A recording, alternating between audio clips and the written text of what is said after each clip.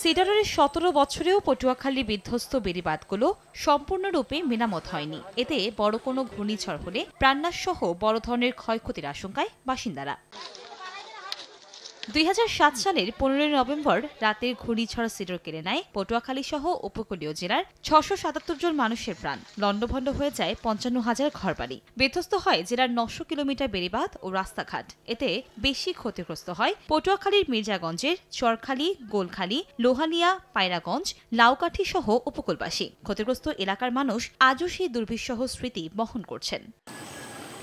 তবে এলাকার মানুষের সবচেয়ে বড় প্রত্যাশা ছিল উঁচু বেড়িবাঁধ নির্মাণ। তবে বিধ্বস্ত বেড়িবাঁধ সম্পূর্ণরূপে মেরামত না হওয়ায় হতাশা আর আশঙ্কার মধ্যে দিন কাটাচ্ছেন উপকূলীয় অঞ্চলের মানুষ। যদি কয় যে বন্যা আইছে তাই আমার খাওয়া বন্ধ হয়ে যায়।